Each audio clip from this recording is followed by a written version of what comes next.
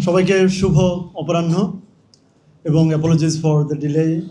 I had some unavoidable issues and the traffic was slightly worse than I predicted. Honorable Chair of the session, Shadab, and my very, I would say, affectionate students, scholars of North South University, Shadab and our very own Munim Mubashir. None of you need any introduction about them. I'm very honored to be invited and to present the keynote. I know keynote officially, conventionally is not necessarily something that everybody needs to pay attention to. You're free to bring in your issues, things that you think important. But as a launching pad, I'd like to give you some food for thought. I'm very honored to see Zakir Bhai here, Change Initiatives, Karnadhar, my colleague, Dr. Tawfiq, Mithil Bhai, my another colleague and friend, Dr. Tawfiq, my friend, Fahim Masroor, our Apab. I mean, this is one of the, I would say, one of the most knowledgeable and most enthusiastic group of people. Assalamu alaikum.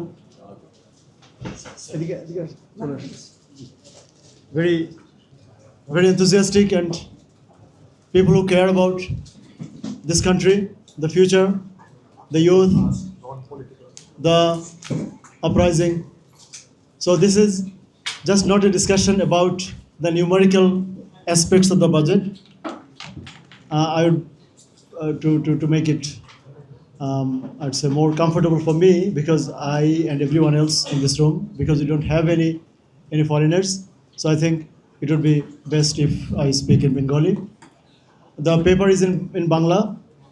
আমরা দুই ল্যাঙ্গুয়েজে try করেছি, বাংলায় took slightly longer, but what is important is I'm going to raise some issues beyond the budget numbers and would like to have your views about whether we are on the right track, because this is a very useful conversation, and if anyone benefits, এদেশের একজন কৃষক, একজন শ্রমিক, একজন tax payer, একটা শিল্প কারখানা, যদি সেখানে একজন মানুষের এক্সট্রা এমপ্লয়মেন্ট তৈরি হয়, আমাদের কোনো পরামর্শে আমরা এখানে স্কলারলি এক্সারসাইজ করার জন্য আমাদের ওটুকু এখতিয়ার আছে।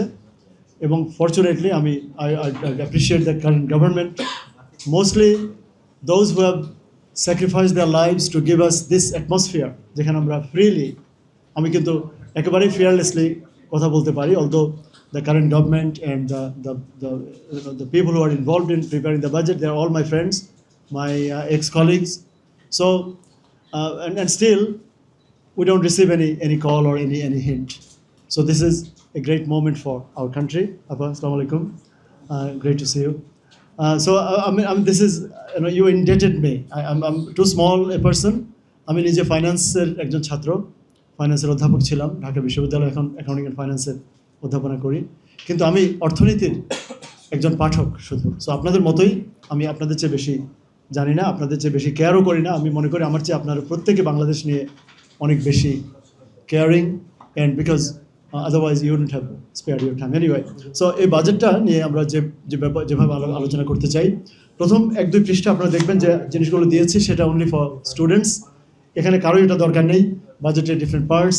আমি বলেছি একটা জিনিস ইম্পর্টেন্ট, সেখানে আমি ইন্ট্রোডিউস করেছি যে একটা budget is not just a numerical exercise, A budget is a quantitative expression of your plan.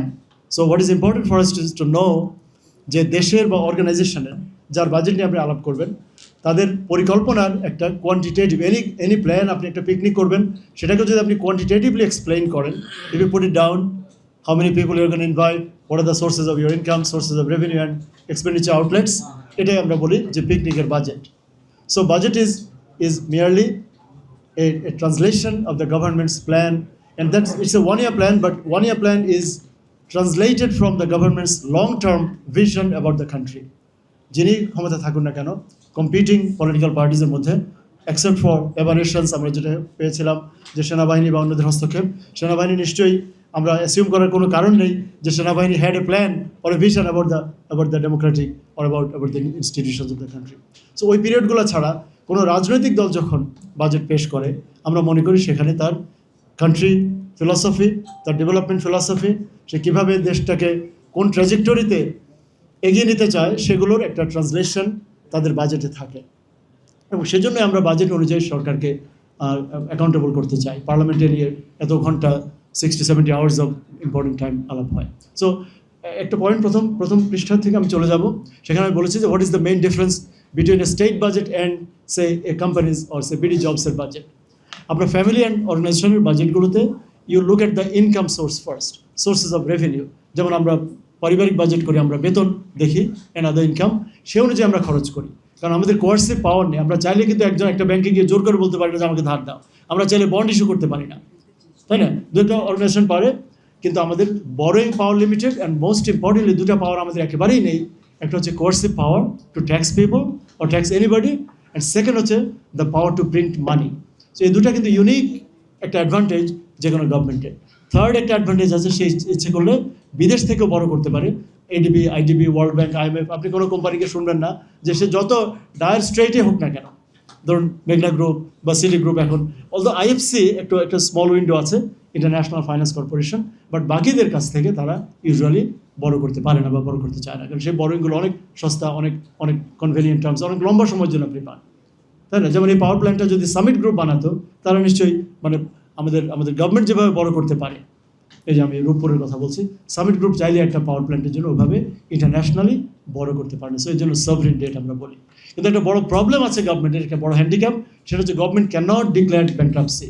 একটা কোম্পানি কিন্তু বলতে পারে, ধরুন গাছিহাটা, আমাদের মেজর আক্তার থাকলে বুঝতেন, ধরুন গাছিহাটা অ্যাকোয়াকালচার বা মিলন ট্যানারিজ বা যে মুন্নু ফেব্রিক্স, আপনারা জানেন 96-এ, মানে এভরিওয়ান ইজ সো ইয়াং, যে 96-এ মুন্নু ফেব্রিক্স একটা বিশাল IPO নিয়ে এসেছিল এবং অনেকে রিটায়ারমেন্ট মানি মনে করেছিল, but that was a green field. Say Munnu fabrics কিন্তু একেবারেই সবাইকে হতাশ করে দিয়ে, আর এই কাজটা কিন্তু গভর্নমেন্ট পারে না, বুঝতে পেরেছেন? সো এটা একটা বড় হ্যান্ডিক্যাপ গভর্নমেন্টের, কারণ গভর্নমেন্টের সাথে যখন কোনো ট্রানজ্যাকশন হয়, দেন পিপল বিলিভ যে government is not gonna default. যেমন আপনার পেনশন, আপনি জানেন, আপনি যত ক্ষুদ্র চাকরি করুন, চৌকিদার থেকে রাষ্ট্রপতি, আপনি জানেন যে আপনার পেনশনের টাকাটা সরকার আপনাকে না হলে আপনার স্ত্রীকে, আপনার পুত্র, আপনার ডিপেন্ডেন্টদেরকে হাতে তুলে দেবে। আমরা যখন রাজুক থেকে একটা ল্যান্ড পাই, আমরা মনে করি যে ল্যান্ডটা ডেফিনেটলি আমি দখল নিতে পারবো। সো এই কয়েকটা জিনিস আমরা মনে রেখে I'd like to move to, যাদের কাছে পেপারটা আছে, টু পেজ নাম্বার 3। সেখানে আমি আমাদের ম্যাক্রো ইকোনমিক কতগুলো জিনিস বলেছি। ওই ম্যাক্রো ইকোনমিক জিনিসটা এটা বোঝা খুব জরুরি বাজেট নিয়ে প্রশ্ন তোলার আগে। এই ম্যাক্রো ইকোনমিক এখানে অনেকগুলো লম্বা লিস্ট দিয়েছে, আমি অ্যাটলিস্ট 2-4টা নিয়ে কথা বলতে চাই। আমাদের কতগুলো আছে রিয়ালিটি, এই রিয়ালিটিগুলো আমাদের সবাই যেমনি, মানে we have to live through this, then the current finance minister also has to live through this. ওনারও কিন্তু হাত পা বাঁধা। যেমন জিডিপি আমাদের গত কয়েক বছর ধরে কম, বেচারা চাইলেও কিন্তু মানে বলতে পারছেন না যে আমি আরও বেশি গ্রোথ, আরও বেশি ট্যাক্স রেজ করবো। সো জিডিপি আমি এখানে আপনাদের ফর দ্য রেকর্ডস আমি বলেছি, অনেকের কাজে লাগতে পারে। দেন আমাদের আমরা গ্রোথ এবার মানে অনলি 4.14%, এবং এর মধ্যে আমি যে এগ্রিকালচার, শিল্প এবং সেবা কোনটাতে কত হয়েছে। মূল্যস্ফীতি মাঝখানে এপ্রিলেও 9.04 ছিল, মে মাসে এসে হয়েছে 9.42। এখন জুনে অনেকে মনে করছেন যে একটু। সো ওভারঅল পুরো বছরে লিটল ওভার 8.67 ছিল। বেকারত্বের হার অফিসিয়ালি এটা একটা বিরাট কোয়েশ্চেন মার্ক, যে বাংলাদেশে বেকারত্বের হার কেউ কি বিশ্বাস করেন যে অনলি 4.63%? তাহলে তো আমরা মানে মার্কিন যুক্তরাষ্ট্র, জার্মানি, ইউকের চেয়ে অনেক বেশি ভালো করছি।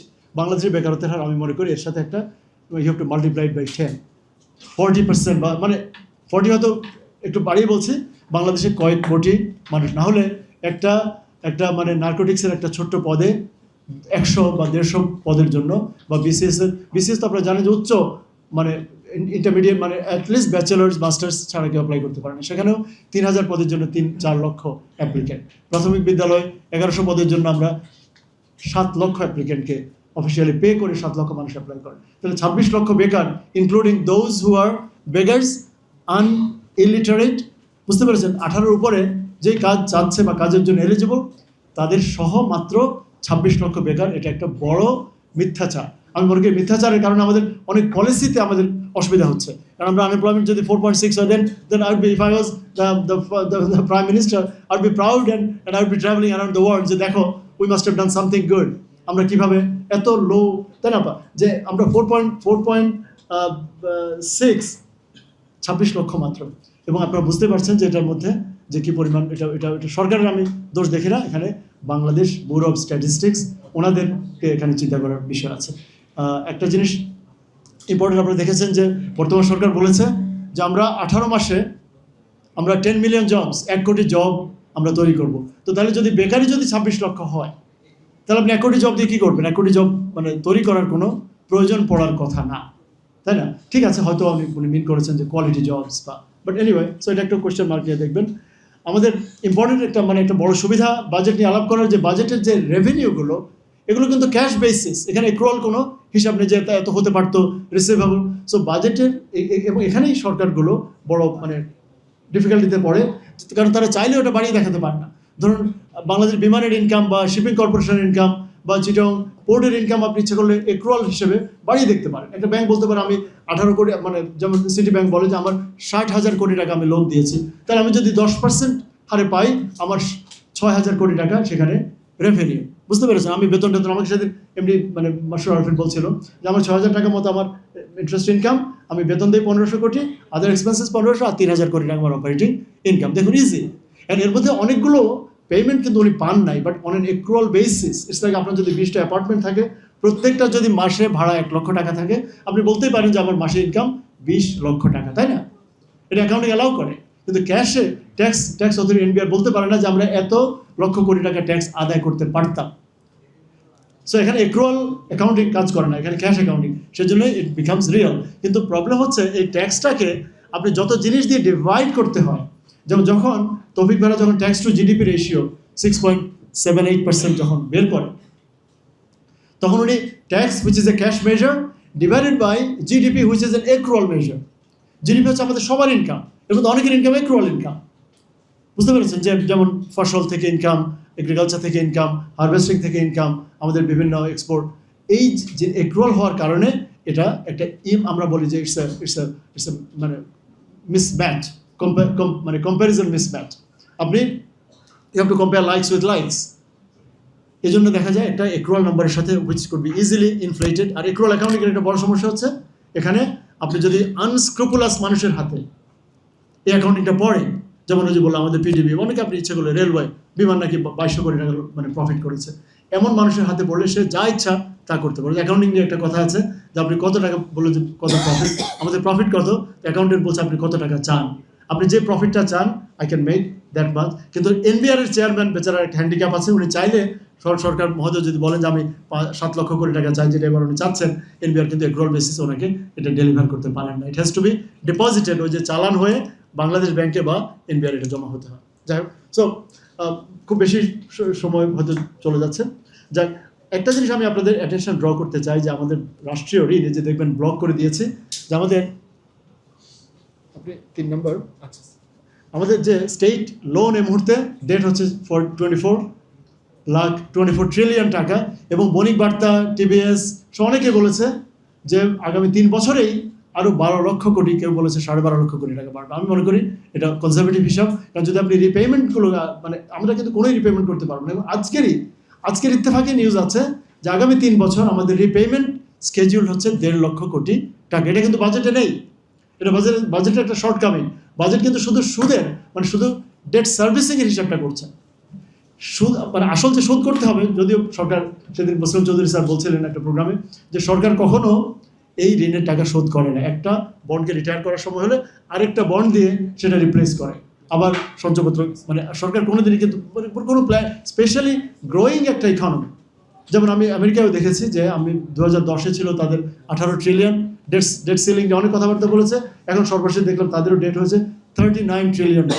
সো সরকারগুলো বড় করেই যায় হয়তো, এবং তাদের একটা বড় কমফোর্ট আছে যে যদি জিডিপি গ্রো করে, যদি সেখান থেকে কিছু ডেট সার্ভিসিং অ্যাবিলিটি থাকে, তাহলে ইউ ক্যান পে। কিন্তু আমাদের দেশের অবস্থা সঙ্গীন, আমরা ওই ডেট সার্ভিসিংটা নিয়ে চিন্তিত। রিপেমেন্ট হয়তো নাই করলাম, ধরুন বারবার বন্ড ইস্যু করলাম, একটা বন্ড $5 বিলিয়ন, আরেকটা $5 বিলিয়ন লোন দিয়ে রিপ্লেস করলাম, কিন্তু বিদেশেরগুলোতে রিপেমেন্ট করতে হয়। যেমন যে আপনি রূপপুরের যে পেমেন্টগুলো বা এডিবি আরডিবির যে পেমেন্টগুলো সেগুলো পে করতে হয়। যাক, সেখানে আপনি 24 লক্ষ যদি 10 বছরে অ্যাবাউট 60 লাখ crore হওয়ার সম্ভাবনা।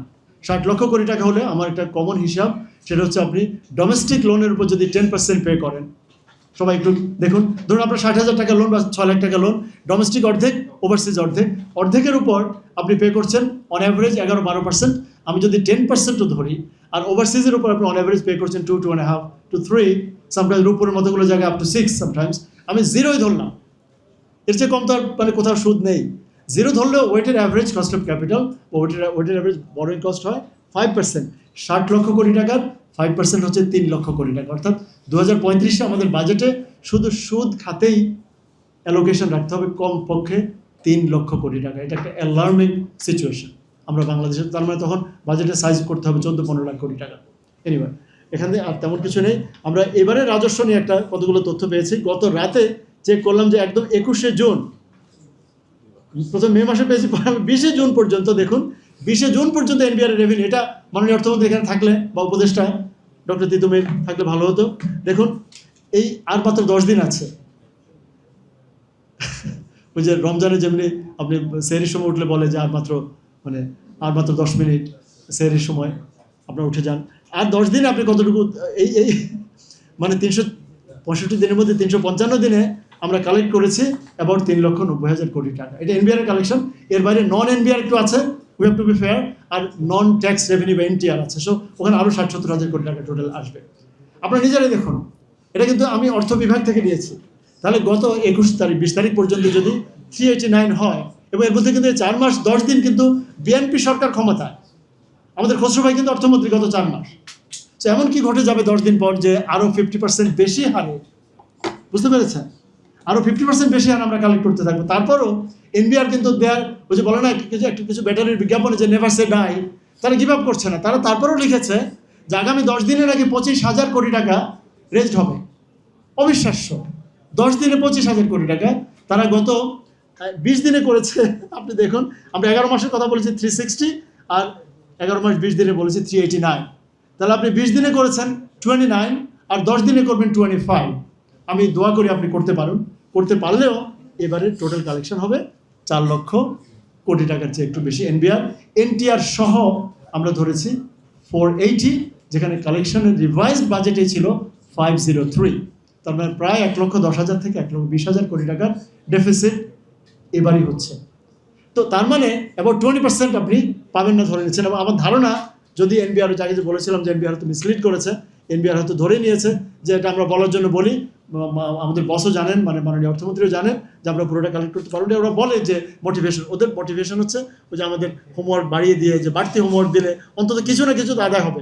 তাহলে যে যারা ধরুন আপনার সাথে ফোনে যারা আপনাকে ওই যে র্যানসম চায়, যারা আপনাকে ধরুন যে বাচ্চা কাচ্চা ছিনতাই করে গিয়ে টাকা চায়, তারা হয়তো যাওয়ার সময় 1 কোটি টাকা চায়, কিন্তু আপনি হয়তো 10 লাখ 20 লাখে সেটা দফা করেন। এনবিআরও ভাবছে যে ঠিক আছে, টার্গেট করার সময় 7 লাখ কোটি টাকা করি, অন্তত 5 লাখও যদি দিতে পারি, আমার মনে হয় অবশ্যই আগামী বছর 5 লক্ষ কোটি টাকা আদায় হওয়া উচিত।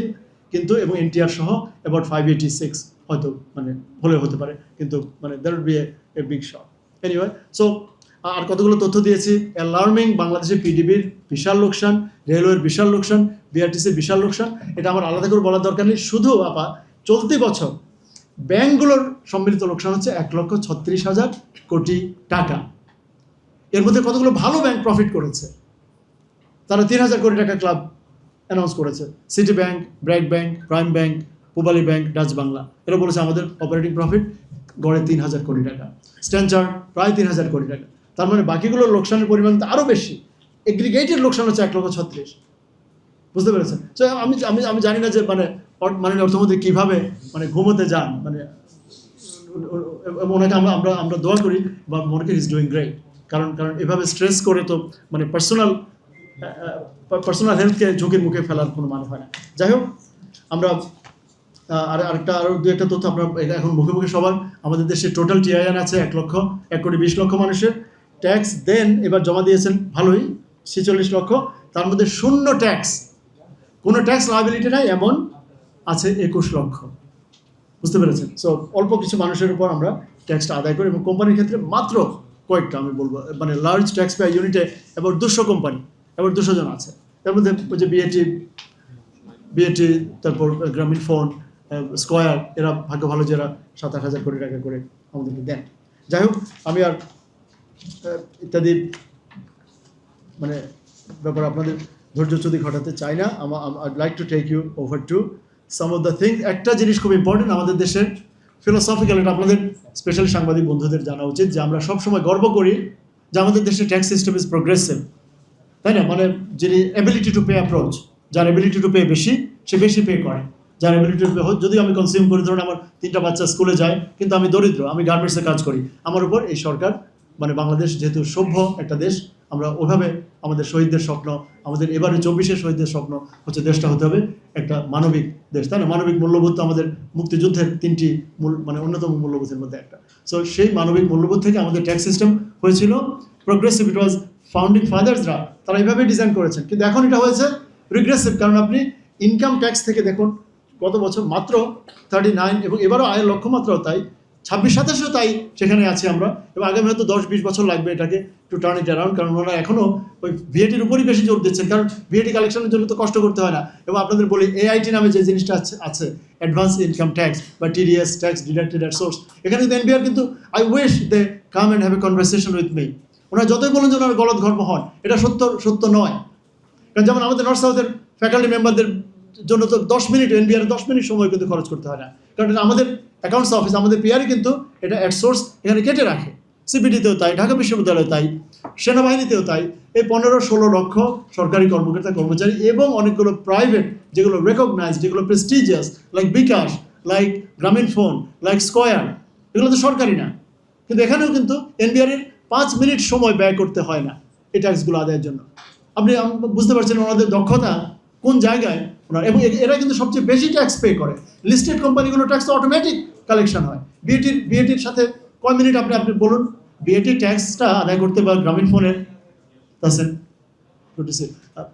বুঝতে পেরেছেন আপনার? আমার মানে আই হোপ যে আমি বোরিং।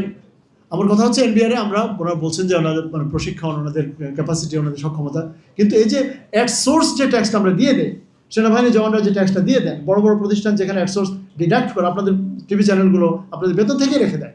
তো আপনি কিন্তু ট্যাক্স রিটার্ন জমা নাও যদি দেন, আমি কিন্তু নিউজিল্যান্ডে একটা সময় ছিল ট্যাক্স রিটার্ন জমা দিতে হতো না আমাদের, আনলেস ইউ হ্যাভ ট্যাক্সেবল রিটার্নই জমা দিতে হতো না আপনার আইডি নাম্বার থাকার পরও। ট্যাক্স জমা না দিলেও তো আপনার ট্যাক্স ইজ অলরেডি পেইড। সেই লক্ষ লক্ষ মানুষ, এখান থেকে কোটি কোটি টাকা সরকারের রেভিনিউ ইনকাম। চিটাগং কাস্টম হাউসে অটোমেটিক কোম্পানিগুলো যে ইম্পোর্টগুলো করে, বিমানের যে ট্যাক্স, যে টিকিটগুলো বিক্রি হয়, হজের যে টাকা আপনি দেন, সেখানে যে সারচার্জগুলো দেন, অটোমেটিক সেখানে ট্যাক্স চলে আসছে। বুঝতে পেরেছেন? আপনি বন্ডে যে ইনভেস্ট করেন, যেমন ব্যাঙ্কগুলো যে বন্ডে ইনভেস্ট করে, এখানে যে 11-12% বাংলাদেশ ব্যাংক দেয়, এটার জন্য 20 টাকাও অ্যাডমিনিস্ট্রেটিভ চার্জ নেই। সো এই জন্য তারা লোন দিয়ে আপনার পেছনে ঘোরাচ্ছে, আপনাকে অ্যাসেস করাচ্ছে, আমি বাংলাদেশ ব্যাংকের বন্ড তারা কিনে। সো এখানে এনবিআরকে আমাদের জবাবদিহি করতে হবে। এনবিআর সাথে আমার ব্যক্তিগত, আমার সবাই বন্ধু বান্ধব এনবিআরের, মানে আমার মানে পরপর অনেকজন চেয়ারম্যান আমার ব্যক্তিগতভাবে আমার সাথে ক্লোজ, আমি ওনাদের সম্মান করি। আমাদের মানে ইভেন বিদেশে আমাদের বাসায় ওনারা বেরিয়ে আসছেন, like doctor Khairuzzaman and others. কিন্তু হোয়াট ইজ ইম্পর্টেন্ট, যে আমরা বাংলাদেশটাকে একটা বড় পিস, আমাদের যেখানে আমরা টাকা পয়সা উঠিয়ে যেখানে রাখি, যিনি আমাদের এই ক্যাশিয়ার, আপনি ওই যে মানে আগের যে সিনেমাগুলোতে দেখতেন না, যে মনে আছে যে খান আতাউর রহমানের যেখানে উনি আই থিঙ্ক ইয়ের সাথে মানে ওনার স্ত্রী রওশন জামিল যে মুভিতে ছিলেন, যে ওনাকে বাঁচাতেন কিন্তু ওনার ওই ক্যাশিয়ার, উনি যতই রাতে মানে একটু হাই থাকতেন, কিন্তু এই আমাদের ক্যাশিয়ার বাবু, আমাদের আগে বাংলাদেশের সোসাইটি এমন ছিল যে আমরা মুসলমান হলেও আমরা বিশ্বাসের ক্ষেত্রে আমরা একজন হিন্দু ক্যাশিয়ারকে বিশ্বাস করতাম। এখানে আমরা এনবিআরকে সেভাবে বিশ্বাস করতে চাই, কারণ সে কিন্তু পরিবারের ওই যে রাজ পরিবার, রাজা তো আছে মানে specially when we have the freedom. এখন সো আপনি আই হোপ দ্য স্পিরিটটা বুঝতে পারছেন। সেজন্য বলছি যে আপনাদের অফকোর্স ওনারা কষ্ট করেন, উই অ্যাপ্রিসিয়েট। ওনারা অনেক সময় অল্প কয়েকজন ক্যাডার ওনারা পাচ্ছেন, অল্প কয়েকজন ইন্সপেক্টর, কিন্তু ওনাদেরকে এটা বুঝতে হবে যে ওনাদের আয়ের একটা সিংহভাগ কিন্তু অটোমেটিকলি সবগুলো ব্যাংক সারচার্জ, আপনি যে লোন অ্যাপ্রুভালের সময় আপনি যে মানে এনিওয়ে। সো আমার পয়েন্ট হচ্ছে এখানে যে আমরা রিগ্রেসিভ ট্যাক্স চাই না, আমরা চাই যে অ্যাবিলিটি টু পে অনুযায়ী ট্যাক্সটা should be collected and paid. যাদের আমাদের আল্লাহ পাক সামর্থ্য বেশি দিয়েছেন বা স্রষ্টা ভগবান ঈশ্বর আমাদের বেশি সামর্থ্য দিয়েছেন, লার্জ কোম্পানিগুলো মোর প্রফিটেবল, তারা একটু বেশি শেয়ার নেবে। আর যে আমাদের আমাদের আমাদের অন্য ভাই বোন যারা আমাদের দেশের নাগরিক, সে হ্যান্ডিক্যাপড, সে আনএমপ্লয়েড, স্টুডেন্টস, অফকোর্স সন্তান সম্ভব একজন নারী, গার্মেন্টসের একটা ছোটো বোন, সে কেন ট্যাক্স দেবে? কিন্তু এখন আমরা যে আপনি ইনকাম ট্যাক্সের 36 ছাড়া বাকি 64 পুরোটাই, শুধু ভিএটি না কিন্তু ইনডিরেক্ট, কাস্টমসও ইনডিরেক্ট। এই যে মাইক্রোফোন এগুলো আনার জন্য যে ডিউটি দিয়েছে এটা ইনডিরেক্ট ট্যাক্স, সরি ইনডিরেক্ট। এই ইনডিরেক্টের ভাগ তো সবার ভাগ, বরং আমি মনে করি দরিদ্ররা বেশি পে করে, কারণ ওরা লবণ, তেল, চিনি, গামছা, শাড়ি, কাপড়, চাল, ডাল, বুঝতে পেরেছেন, বাসে চড়া, ওরা কিন্তু আরো বেশি, যেমন রিক্সাওয়ালা যে যত পার্টসের উপর, মোবাইল সার্ভিস, হ্যাঁ মোবাইল ডেটা। সো এই দরিদ্রের উপর আমরা মানে আমাদের প্রায় 60-70% রেভিনিউ তাদের কাছ থেকে কালেক্ট করি। আর আমরা যারা মানে 10-12 কোটি টাকা দামের গাড়ি এবং বড় বড় মানে বড় ক্রিকেটার হয়েও আমরা যারা শেয়ার বাজার থেকে 40-50 কোটি টাকা মানে একটা ডিলেই আয় করে আমাদের যে পে করতে হয় না, আমরা কিন্তু সেই অনুযায়ী ট্যাক্স দেই না। সো অফকোর্স ট্যাক্সের নেট বাড়ানোর একটা there is a case, even capital গেইনসও যদি হয়। সো আমি মনে করি আপনারা এই রিগ্রেসিভ ট্যাক্স, যে বাংলাদেশ এখন প্রোগ্রেসিভ কিন্তু আবার নেই, we have turn into a regressive, মানে ইতিহাসের কোন সময়ে আমরা এই টার্নটা করেছি এটা গবেষণা করে বের করা যাবে। বাট এখন the balance is actually in মানে against the poor, balance of বার্ডেনটা ওদের। আচ্ছা যাক, সামগ্রিক অর্থনীতি নিয়ে আর কথা না বলে আমি বাজেটের কতগুলো পজিটিভ দিক আমি সংক্ষেপে বলতে চাই। এই বাজেটের অনেক সমালোচনা হচ্ছে, দু একজন এমপিও বলেছেন যে আমি মনে করি যে সমালোচনাগুলো পয়েন্টেড না।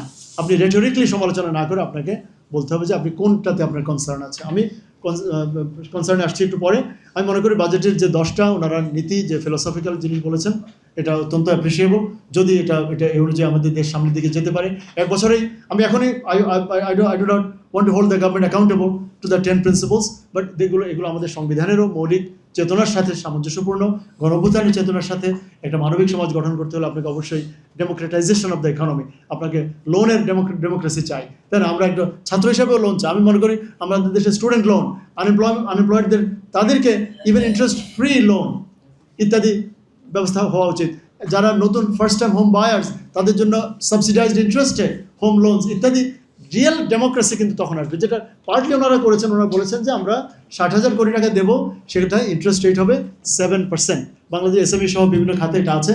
মানে আগের প্রধানমন্ত্রী উনি করেছিলেন, ওনার মানে বড় বড় সরকারি কর্মকর্তাদের 5%-এর লোনটা দিয়েছেন। তো এগুলোও মানে আমি মনে করি না খুব খারাপ যে আমরা আমাদের ভেটারানদের, আমাদের দেশের জন্য যারা যুদ্ধ করেছেন, মুক্তিযোদ্ধা, তাদের জন্য কোনো সাবসিডাইজড কোনো লোন, তাদের সন্তান সন্ততির জন্য বড় বড় সাবসিডাইজড লোন আমি মনে করি থাকতে পারে। কারণ তারা যদি ওই যে ভেট, আমেরিকাতে তো অলমোস্ট 0%-এ তারা বাড়িঘর বানাতে পারে। তো আমাদের শহীদ হওয়া দরকার না। আপনি যদি শুধু সেনাবাহিনীতে একদিনের জন্য কাজ করেন, এরপর আপনি রিটায়ার করার পর আপনি একজন ভেটারান, বুঝতে পেরেছেন? আমি মনে করি সেনাবাহিনীর গত 54 বছরে যারা রিটায়ার করেছেন তাদের জন্য সাবসিডাইজড লোনস থাকা উচিত। এবং এটা সরকার নেগোশিয়েট করলে কমার্শিয়াল ব্যাঙ্কগুলো এগিয়ে আসবে। সরকার এখানে ভর্তুকি না দিলেও চলবে, কমার্শিয়াল ব্যাঙ্কগুলোকে যদি সরকার চাপ দেয়। কারণ বাংলাদেশে কিন্তু সবচেয়ে বড় মাস্তান হচ্ছে বাংলাদেশের প্রধানমন্ত্রী। আমি শেখ হাসিনার সময় বলতাম যে যখন আমরা বসুন্ধরা থেকে বেরোতে পারতাম না, এই যে ধরুন এই যে কলেস্টেবল গেট দিয়ে রাখতো না সোমান সাহেব, তো তখন মনে হতো যে সোমান সাহেব এটা পারে কীভাবে। উনি যদি আজকে প্রধানমন্ত্রী যদি কল দেন বা ইন্ডিয়া থেকে যদি একটা কল পান উনি, যে সোমান সাহেবের ফাইলটা একটু দেখতো তোরা, তাহলে উনি ওই গেট উনি উঠিয়ে দেবেন। আপনি বুঝতে পেরেছেন যে আমরা ওই 80 দশকে আমরা বলতাম যে পুলিশ, ওই সময় মনে আছে নীরু বাবলু ইত্যাদি অনেক ব্যাপার ছিল, কিন্তু ওরাও জানতো, নীরু বাবলু, শফি ভাই ওরা জানতো, যার সাথে মাসুদ টাসুদ ওরা জানতো যে পুলিশ কিন্তু সবচেয়ে বড় মাস্তান, পুলিশ হচ্ছে সবচেয়ে বড় সন্ত্রাসী। এটা আমরা জুলাই 26 দিন আপনারা দেখেন নাই। এবং পুলিশ কার কথায়, যিনি আপাত দৃষ্টিতে অত্যন্ত মানে উনি ওভারওয়েট, উনি এটা সেটা, আমাদের মাননীয় তৎকালীন স্বরাষ্ট্রমন্ত্রী, কিন্তু উনি কি সবচেয়ে বড় মাস্তান ছিলেন না? এই যে 2 লক্ষের উপরে পুলিশ কার আদেশে হামলে পড়েছিল। সো আমি মনে করি বাংলাদেশের সবচেয়ে ক্ষমতাধর, আমি মাস্তান ওই অর্থে বললাম যে সবচেয়ে বড় ক্ষমতা কিন্তু মাননীয় প্রধানমন্ত্রী। উনি যদি চান এই ব্যাংকগুলো কালকে সোজা হয়ে যাবে, কালকে ভেটদেরকে লোন দেবে, কালকে মুক্তিযোদ্ধার ছেলে মেয়ে নাতি পুতে মানে দরিদ্র কন্যা তাদেরকে লোন দেবে অ্যাট সাবসিডাইজড রেট। কালকে তারা স্টুডেন্ট লোনের নতুন প্যাকেজ তারা বের করবে। এজন্য আমরা এনজিওর কাছে যেতে হবে না। কারণ 3,000 কোটি টাকা আপনি লোন করছেন। স্ট্যান্ডার্ড চার্টার্ড ব্যাংক মাত্র 6টা শাখায়, with only 6 branches. It's a shame for even the finance minister. আপনি কোন ধরনের অর্থনীতিতে আপনি প্রিজাইড করছেন, যেখানে একটা ব্যাংক 6টা শাখা দিয়ে 3,500 কোটি টাকা প্রফিট করে নিয়ে যায়। 3350 কোটি টাকা গত বছর স্ট্যান্ডার্ড চার্টার্ডের প্রফিট ছিল। স্ট্যান্ডার্ড চার্টার্ডের হাতে কি জাদু আছে যেটা আমাদের পূবালী ব্যাংকের হাতে নেই? বা পূবালী ব্যাংক যদি প্রফিট করতে পারে, সেটা জনতা ব্যাংক অনেক করতে পারবে না। Pubali bank being one of the, মানে ওই যে রেসিজুয়ালস, বুঝছেন, বড় 6টার একটা উচ্ছিষ্ট ছিল এক হিসেবে, মানে কেউ নিতে চায় না। তখন পূবালী আর উত্তরাকে প্রাইভেটাইজেশন হয়েছিল, মনে আছে তৌফিক ভাই? যে সোনালী রূপ আমরা চাচ্ছিলাম 6টাই, কিন্তু বলা হলো যে এগুলো কেউ নিবে না। তখন পূবালীর জন্য যে চৌধুরী সাহেবকে পাওয়া গেল, তৎকালীন আইজি, রিটায়ার্ড আইজি, ওনারা পূবালী কিনলেন। এখন Pubali is one of the smartest banks. তো তাহলে জনতা সোনালী পারবে না কেন? আমি মনে করি মাননীয় প্রধানমন্ত্রী ওনার এক ধমকে ওরা সবাই সোজা হয়ে যাবে। ট্যাক্স ফাঁকি তো দূরের কথা, দে উইল ডিভাইস। আমরা সাহায্য করবো, আপনারা এখানে আছেন, আমাদের হাজার হাজার, আমাদের 4 কোটি শিক্ষার্থী, তাদের বইপত্র না শুধু, তাদের ল্যাপটপ, তাদের বিদেশ যাওয়া, ইভেন অন্তত দেশের ভেতরে ডিসেন্ট লিভিংয়ের জন্য তাদের যাতে রাস্তায় রাস্তায় ঘুরতে না হয়। আমার নর্থ সাউথের ছাত্রীরা, তারা যাতে বাড়িওয়ালাদের মানে তাদের তাদের মানে তোপের মুখে যাতে পড়তে না হয়। আমাদের প্রাইভেট ইউনিভার্সিটিগুলোকে মাননীয় প্রধানমন্ত্রী যদি আজকে বলেন যে আমি চাই প্রত্যেকটা প্রাইভেট ইউনিভার্সিটি অন্তত 1000 ছাত্রীর জন্য আবাসন ব্যবস্থা করবে 6 মাসের মধ্যে, প্রত্যেকটা প্রাইভেট ইউনিভার্সিটি সোজা হয়ে যাবে, তারা করবে। সুতরাং সে অর্থে বলছি, আশা করি কেউ অপব্যাখ্যা করবে না, কারণ বাংলাদেশে অলদো এখন আমরা মোটামুটি ফ্রিডম এনজয় করছি। বা 2-1 সাংবাদিক মানে সম্পাদককে আমি 2-1 দিন আগে দেখেছি জেলে যেতে কোনো মন্ত্রী সম্বন্ধে। সো ওই অর্থে আমরা যারা ক্ষমতাধর তাদেরকে ওই শব্দটা, মাস্তান, কেউ যদি কিছু মনে করে থাকেন, আমি এই শব্দটা নিয়ে দুঃখ প্রকাশ করছি, কিন্তু আমি বলছি যে মানে অমনিপটেন্ট পাওয়ারটা অফকোর্স সংবিধান দিয়েছে মাননীয় প্রধানমন্ত্রীকে, সেনাবাহিনী ওনার হাতে, ব্যাংকগুলো ওনার হাতে, আমাদের প্রতিবেশী দেশও মোটামুটি ওনাকে মেনে নিয়েছে। তাহলে উনি কেন পারবেন না, তাই না? যাক, তো এনিওয়ে, এখন ইতিবাচক অনেকগুলো যে নীতিগুলো বলেছি সংবিধানে যে পারা যায়। শিক্ষা সর্বোচ্চ বরাদ্দ দিয়েছেন, thank you. ADP is much bigger than at least last year, যদিও বাস্তবায়ন অনেক কম হয়। কর্পোরেট হার অপরিবর্তিত রাখা, এটা আমি জানি না এটা পজিটিভ বলবো না নেগেটিভ বলবো। আমি মনে করি বাংলাদেশের successful businesses they deserve tax breaks. তারা 30%, 40%, 45%, তারা তো দেশের শত্রু না। ব্যাংকিং ব্যবসাটা কোনো অবৈধ ব্যবসা না, তাই না? ওরা কোনো মানে ওই যে সাবস্টেন্স আমদানি করে না। তাহলে ব্যাংকগুলোকে আপনি কেন 40-45% ট্যাক্স তারা দেবেন? ইভেন মানে গ্রামীণ ফোন বিদেশ থেকে এসছে, তাদের ইনভেস্টমেন্ট, তারা আরও যদি টাকা ইনভেস্ট করে, তারা যদি আরও কয়েকটা সাবসিডিয়ারিকে তারা কিনে নেয়, তারা যদি ডাইভার্সিফাই করে, তাকে আপনি ট্যাক্স ব্রেক দিচ্ছেন না, তাকে বলুন যে তুমি 45% ট্যাক্স দিতে হবে। শুধু নার্কোটিক্সে, এবার নার্কোটিক্স নিয়েও আমি মানে অন ক্যামেরা বলতে চাই না, কিন্তু আমি মনে করি নার্কোটিক্সেরও আপনি বিজ্ঞানীরা বলতে পারবেন যে আপনি সিগারেটের দাম বাড়িয়ে কি আপনি এর কনসামশন কোনো দেশে কেউ কমাতে পেরেছে? এটার জন্য দরকার আপনার এডুকেশন, আপনার দরকার ফ্যামিলিগুলোকে, মাদার্সদেরকে এম্পাওয়ার করা। আপনি যদি মা, শিক্ষক, ওই যে বক্তব্যের শিক্ষক, স্কুলের শিক্ষক, যারা আমাদের হাউস টিচার, তাদেরকে যদি আপনি এম্পাওয়ার করেন, তাদেরকে যদি এথিক্যালি ট্রেনিং দেন, স্কুলে যদি, নিউজিল্যান্ডে তো আমরা কেউই সিগারেট, আমি নিজে 2009 মানে আগে ধূমপান করতাম, কিন্তু নিউজিল্যান্ড গিয়ে আমি দেখলাম যে না, কেউই করে না। ওখানে ইটস নট ফ্যাশন, কেউ আপনার সাথে ডেট করবে না যে সিগারেট খায়, তাকে ইভেন মেয়েরাও পছন্দ করে না। আর বাংলাদেশে আমাদের নর্থ সাউথে দেখি মেয়েরা তারা ওই মানে যারা সিগারেট খায় ওদের পেছনে ঘোরাঘুরি করে। আমি বললাম যে তোমরাই তো ইনসেন্টিভ দিচ্ছ। My dear daughters, avoid those, because তোমার সন্তান, তোমার হাজব্যান্ডের কারণে, তোমার বয়ফ্রেন্ডের কারণে তোমার সন্তানও একদিন ধূমপায়ী হবে। এবং ধূমপান শুধু স্বাস্থ্যের জন্য না, ধূমপান আমাদের মানে আপনি অসুস্থ হলে বুঝতে পারবেন। আপনার পৃথিবীর সব কিছু আছে, কিন্তু আপনি যখন ক্যান্সার আক্রান্ত হন, আপনার যখন মানে মা বা প্রিয় একজন ক্যান্সার আক্রান্ত হয়, আপনার চোখের পানি দিয়ে আপনি, সো এর পেছনে একটা বড় কারণ। কিন্তু এনিওয়েজ আমি মনে করি না যে শুধু ট্যাক্স বাড়িয়ে, আর এখন আপনি কী করছেন, বেচারার একটা সিগারেট, রিক্সা চালানোর পর একটা বিড়ি সিগারেট কিন্তু 10 টাকার জায়গায় 12 টাকা, 13-14 টাকা।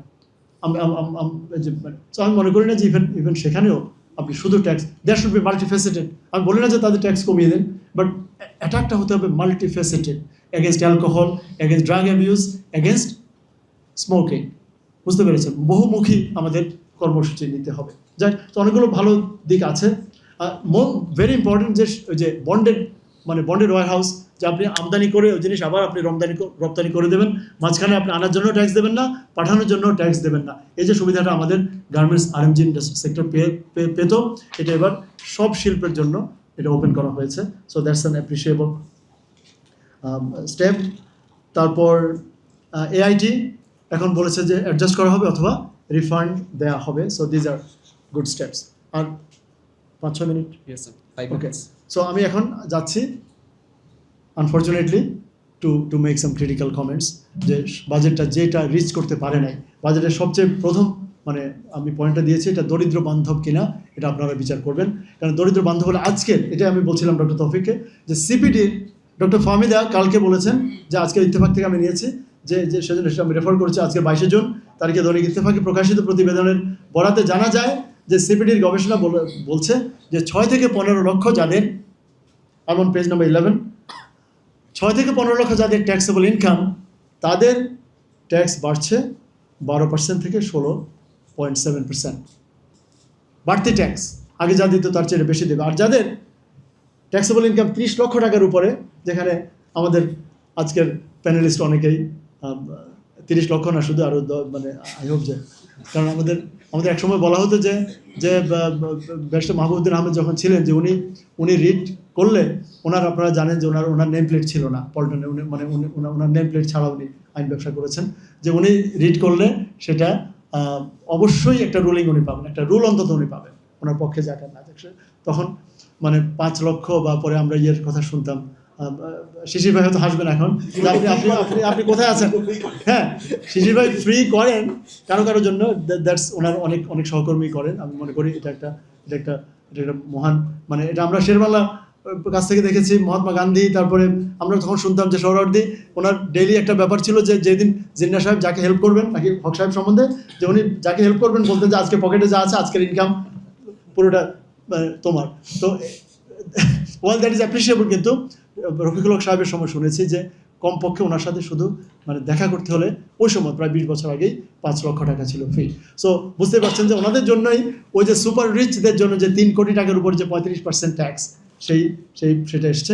আমি ব্যক্তিগতভাবে খুব একটা ভক্ত না হাই ট্যাক্সের, আমি মনে করি এভরিবডি ডিজার্ভস টু পে। আমরা যেটা বিরোধী দলের মঞ্চ থেকে বলেছিলাম যে 19% কর্পোরেট ট্যাক্স বাংলাদেশে হাইয়েস্ট হবে 19%। আমরা এমন একটা দেশে বসবাস করতে পারবো ইনশাল্লাহ, এবং বর্তমান সরকার এই বিএনপির পক্ষেই এটা ডেলিভার করা সম্ভব। It doesn't have to be Jamaat or NCP. আপনি যদি জিনিসটাকে যদি পপুলারাইজ করতে পারেন, যদি business community, students, everybody understand করে, ব্যুরোক্রেসি, লিডারশিপ সবাই যদি বুঝে, তাহলে আস্তে আস্তে ট্যাক্সটা কমিয়ে আনা সম্ভব, যদি আমরা সবাই মিলে। আর যদি আমরা এক্সপেন্ডিচার এফিসিয়েন্সি আনতে পারি। আমি মনে করি না যে, I am not big fan of big budgets. আপনি এক্সপেন্ডিচার কোয়ালিটি, আপনি 30-40% ওভারহেড, 45% ওভারহেড, আপনি যেটা সোশ্যাল সেফটি নেটে মনে করেন 1,44,000 কোটি টাকা দিয়ে আপনি বিরাট ভাবা নেবেন, আমার কাছ থেকে আপনি নিতে পারবেন না। কারণ ওর মধ্যে 40%, 1,40,000 কোটি টাকার মধ্যে 40-50,000 কোটি টাকাই কিন্তু অ্যাকচুয়াল বেনিফিশিয়ারির হাতে পৌঁছাচ্ছে না। বুঝতে পেরেছেন? ফ্রড না হলেও মানে এটা কিন্তু প্রতিমধ্যেই শেষ হয়ে যাচ্ছে। সো যাই হোক, সো এটা আমি ওনারা বলেছেন যে এটা দরিদ্র বান্ধব কিনা। 1,000 টাকা, আর এবার যে পার্সেল ট্যাক্স নামে একটা জিনিস, যে ছোট ছোট দোকানের উপর 2,000-2,500 টাকার যে একটা ফ্ল্যাট ভিএটি, এটা অত্যন্ত মানে মারাত্মক একটা স্টেপ। বিকজ দরিদ্রদেরকে সবচেয়ে দরিদ্র যে, তার কিন্তু 2,000 টাকা প্রফিট সারা বছরে হয় না। আমার নিজের পরিচিত অনেকে টিউশনি করে সংসার চালায়, আমার নিজের বাবা টিউশনি করে সংসার চালাতেন, আমার অনেক আত্মীয় স্বজন, আমার নিজের পরিবারের সদস্য ছোট ব্যবসা করে, আমাদের অনেক বন্ধুবান্ধব স্টুডেন্টস করে। আপনাকে আমি একটা কথা বলি, আপনি একটা যে দেশ আপনাকে, এই দেশের জন্য আপনার হয়তোবা পিতা বা আপনার দাদা, আপনার আম্মু, আপনার নানু শহীদ হয়েছেন বা আত্মত্যাগ করেছেন, সেই দেশ আপনাকে জব তো দিতে পারেই নাই, আপনাকে হলে একটা সিট দিতে পারে নাই। আপনি ফকিরাপুর, আরামবাগে, আপনি মেসে থেকে ছাড় পোকার কামড় খেয়ে আপনি বিশ্ববিদ্যালয়ের ডিগ্রিও শেষ করেছেন, তারপর আপনি রাস্তায় ঘুরছেন, আপনার জন্য চাকরি নেই। আপনি টপ কলেজে গিয়েছেন, ভিক্টোরিয়া কলেজে পড়েছেন, ঢাকা কলেজে পড়েছেন, আপনি সেখানে জব পাচ্ছেন না। আচ্ছা, তারপর আপনি একটা দোকান দিলেন, আপনি গ্রামে ফিরে গেলেন, আপনি একটা মডেস্ট স্টোর, আপনি বাঁশের খুঁটি দিয়ে, টিনের ছাদ দিয়ে আপনি বাজারে একটা দোকান দিলেন। সেখানে এখন ট্যাক্স, আমাদের খসরু ভাই গিয়ে বলছেন যে আমাকে 2,500 টাকা দাও। সেখানে আমার স্ত্রী, আমার কন্যা, তারা, আমি জুমার নামাজে গেলে তারা বসে সেই দোকানে। স্ত্রী এসে, আপনারা যান ভাটারায় যান, আমি নর্থ সাউথে আসা যাওয়ার পথে যখন ভাটারা দিয়ে ঢুকে আমি দেখি কারা দোকান কর্মচারী। সো এখানে তো কোনো প্রফিটের কিছু নেই, সরকারের এখানে কৃতজ্ঞ থাকা উচিত যে সেই ভদ্রলোক ওই দোকানটাকে আশ্রয় করে তার একটা পরিবারকে মানে যেটা সোশ্যাল সিকিউরিটির যেটা রাষ্ট্রের দায়িত্ব ছিল, যেটা আমাদের মানে বড় সাহেবদের দায়িত্ব ছিল, শ্রমিকদের দায়িত্ব ছিল, যেটা গ্রামীণ ফোনদের দায়িত্ব ছিল, তাই না? সেটা ওই ভদ্রলোক, আপনি তার উপর 2,500 টাকা, আমি মনে করি 1 টাকাও তার দেওয়ার কথা না, কারণ সর্বনিম্ন ট্যাক্সে তো একটা কথাই আছে, তো তার তো 3,75,000 টাকা করযোগ্য আয় নয়। বুঝতে পেরেছেন? তাহলে তো মানে it defeats the purpose actually. On the one hand আপনি বলছেন যে সর্বনিম্ন করযোগ্য আয় হচ্ছে 3,75,000 টাকা, যদিও এটা হওয়া উচিত কমপক্ষে 6 লক্ষ টাকা। আচ্ছা, মেনেই নিলাম 3,75,000। তারপর আবার বলছেন যে যার করযোগ্য আয় 1 টাকাও না, কোনো রকমের 3,75,000-এর উপরে যদি যায়, 1 টাকাও যদি যায়, তার জন্য ফ্ল্যাট ট্যাক্স হবে 3,000, 4,000 অথবা 5,000 টাকা। এটা আমাকে সেদিন এক সাংবাদিক বন্ধু, এই যে ইকোনমিক রিপোর্টার্স ফোরামে, সেখানে একজন মানে প্রোগ্রামের পর বলেছেন, উনি বলছেন আমি দেই 5,000 টাকা, কিন্তু আমার খুব কষ্ট হয়, আমি দিতে চাই না। আমি তখন আমি মানে দেশে ছিলাম না, আমি জানতামই না। এটা অত্যন্ত বড় বেইনসাফ, একটা বড় অবিচার যে একটা সকল ফ্ল্যাট ট্যাক্স কিন্তু কোথাও নেই। আছে আমেরিকাতে যে অল্টারনেটিভ মিনিমাম ট্যাক্স আছে একটা, ওনারা ভুল বুঝেন। আমেরিকা থেকে, উন্নত বিশ্ব থেকে একটা ছোট্ট একটা পিস প্লেনে করে নিয়ে এসে ওনারা বলছেন যে আমি পেয়েছি, এটা তো জার্মানিতে আছে। আপনার মনে আছে শেখ হাসিনা বলতেন যে জার্মানি সহ অন্য অনেক দেশে অনেক কিছু আছে। কোশ্চেন ইজ, আমেরিকাতে এএমটি হচ্ছে not for the ones whose income 9,000 or 18,000. ধরুন আপনার ইনকাম 70,000, 80,000 কোটি, সরি $80,000। এখন আপনাকে ট্যাক্স মেশিন, মানে ট্যাক্স যে ওয়েবসাইট, সেই ইঞ্জিন আপনাকে বললো আপনার ট্যাক্স হলো ধরুন 18,000। তার পাশে আবার অল্টারনেটিভ মিনিমাম ট্যাক্স একটা থাকে। কোনো কারণে আপনার যদি ট্যাক্সের পরিমাণ খুব কম হয়, while you still are on a very high tax bracket, তখন সে কম্পেয়ার করে যে আপনার এএমটি কত। মানে আপনার ধরুন ইঞ্জিন বললো 12,000, এএমটি বললো 13,000, তাহলে আপনাকে 13,000-ই দিতে হবে। তাদের জন্য অল্টারনেটিভ মিনিমাম ট্যাক্স। এটা আমাদের এনবিআর কবে কোথায় পেয়েছে যে একটা মানে একটা মোটরসাইকেল বা মানে একটা বাইসাইকেলে করে একজন অ্যাডাল্ট হয়তো টিউশন করে বা বেকার, সে আপনি বেকারদেরও চার্জ করছে। এনিওয়ে, আমাদের দ্বিতীয় যে বিষয়টা আমি মনে করি ওনারা ভালো করেন নাই। আমি জাস্ট দুইটা নিয়ে আলাপ করবো। একটা হচ্ছে ফ্ল্যাটের উপর ডেভেলপাররা যদি আপনাকে একটা অ্যাপার্টমেন্ট দেয় বা কয়েকটা দেয়, সেটার উপর ওনারা বলছেন যে 15% so called capital gains tax. এটা অফিসিয়ালি আপনি অ্যাডমিট যেটাকে ক্যাপিটাল গেইনস বলা যায়, কারণ আপনি ইফেক্টিভলি আপনি ডেভেলপারের কাছে আপনার জমির অর্ধেক বিক্রি করছেন। So in all fairness to the finance minister and two NBR, I can admit যে ঠিক আছে, আমি বুঝছি যে আমার জমির অর্ধেকটা আমি তাকে দিয়ে দিচ্ছি, তার বিনিময়ে সে আমার অর্ধেকে, তার অর্ধেকে সে যা করে করুক, আমার অর্ধেকে সে আমাকে কয়েকটা ফ্ল্যাট বানিয়ে দিচ্ছেন। কিন্তু এখানে the point that the minister, honourable minister is missing, উনি যেটা মিস করছেন, আমেরিকাতেও আছে কিন্তু সেখানে প্রথম $5 লক্ষ উপর নেই। জেসিনাপা নোটে, আমেরিকাতে প্রথম $5 লক্ষ, আমার যদি বাড়ি বিক্রি করে আমার লাভ হয় $6 লক্ষ, ট্যাক্স দেবো আমি $1 লক্ষ উপর। আর এখানে উনি বলছেন যে তোমার প্রথম অ্যাপার্টমেন্ট থেকে তোমাকে ট্যাক্স দিতে হবে। আমার মতে এটা সিরিয়াসলি এটা তাকানো উচিত। আজকেও রিহাব বলছে, ডক্টর আফজাল বলছে, মানে আমি রিহাবের কথার জন্য বলছি না। আর এর মাধ্যমে আমি 4-5টা পয়েন্ট বলেছি। এটা শুধু ওই যে বাড়ির মালিক বা ফ্ল্যাটের মালিক উনি ট্যাক্স দিচ্ছেন না, এর ফলে হোম অ্যাফোর্ডেবিলিটি, আমাদের এমনি এই রুমে যারা আছেন তরুণী ভাই বোনরা, আমাদের লক্ষ লক্ষ স্টুডেন্টস, আমার সহকর্মী, শত শত সহকর্মী, ইনক্লুডিং মাইসেলফ, বিদেশে না ডলারে আয় না করলে বাংলাদেশের ঢাকা বিশ্ববিদ্যালয় বা নর্থ সাউথের যত বেতনই দিক না কেন, ডিনের বেতন কিন্তু খুব একটা কম না, কিন্তু যাই হোক না কেন এই বেতন দিয়ে বাংলাদেশে এখন কোনো জায়গায় মানে ডিসেন্ট কোনো, ঢাকা শহরে অ্যাটলিস্ট একটা অ্যাপার্টমেন্ট আমি কিনতে পারতাম না। আপনি কখনোই 4-5 কোটি টাকা সেভ করতে পারবেন না আপনার বেতন, আনলেস আপনার বেতন 22-23 লক্ষ টাকা মাসে না হয়, তাই না? তাহলে বাংলাদেশের রাষ্ট্রপতির চেয়ে আমাদের বেতন বেশি, অনেক অধ্যাপকের, প্রায় সব অধ্যাপকের নর্থ সাউথের। তো তারপর তো আমরা মাসে 1 লাখ টাকা সেভ করতে পারি না। তাহলে 4 কোটি টাকা সেভ করতে কত 100 বছর লাগবে? তাহলে সেখানে আপনি যদি হোম অ্যাফোর্ডেবিলিটি কেড়ে নিয়ে যান, বাসার দাম বেড়ে যায়, ফ্ল্যাটের দাম বেড়ে যায়, কারণ ওই ভদ্রলোক তো 15% ট্যাক্স, ওই যিনি রিটায়ার্ড ভদ্রলোক উনি 7-8টা অ্যাপার্টমেন্ট পেয়েছেন, এখন তার আরও একটা বিক্রি করে দিতে হবে আপনার 15%-এর জন্য, কারণ তার হাতে তো কোনো টাকা নেই।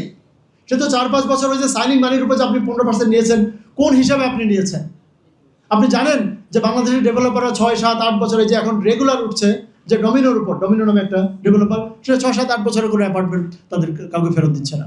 মানুষের বংশানুক্রমিক যে 7-8 ভাই বোন 5-6 জন মারাও চলে গেছে, তারা ওই সাইনিং মানি দিয়ে, আমার বোনও সাইনিং মানি পেয়েছে, তারা ওইটা দিয়ে ভাড়া থাকে অন্য বাসায়। আপনি সেই টাকার উপর একবার 15% নিচ্ছেন, এটা কি ইনকাম? এটা ইনকাম না, এটা আমার সম্পত্তি বিক্রি টাকা। তারপর আপনি বলেছেন সেখানে কালো টাকা শুধু রিয়েল এস্টেট সেক্টরে গেলে আপনি বৈধ করে দেবেন, এবং যেভাবে শব্দের মারপ্যাচে ঢুকিয়েছেন এটা আমি মনে করি অনৈতিক।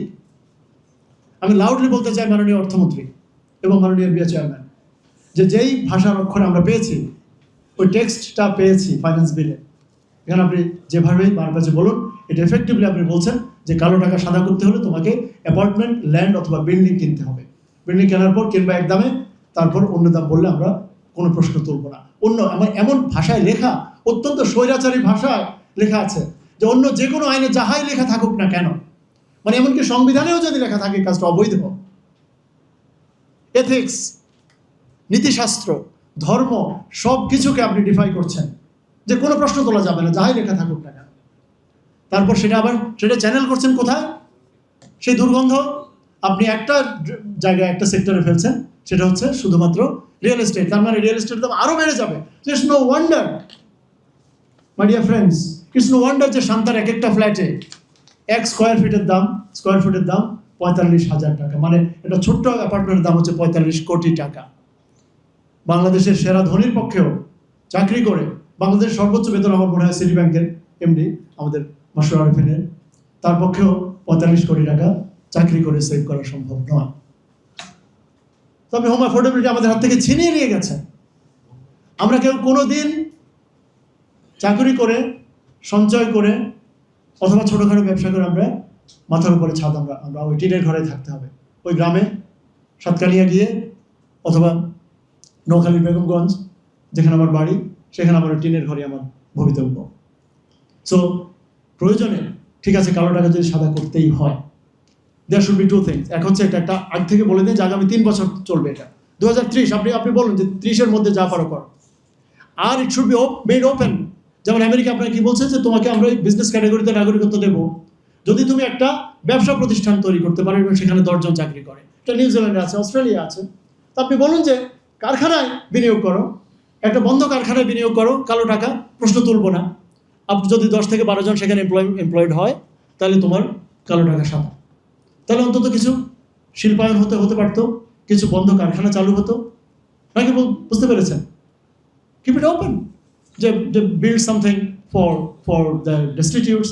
এবং অস্ট্রেলিয়া যেমন ইমিগ্রেশনের সময় বলে যে সিডনি, মেলবোর্নে থাকলে চলবে না, তোমাকে গ্রামে যেতে হবে।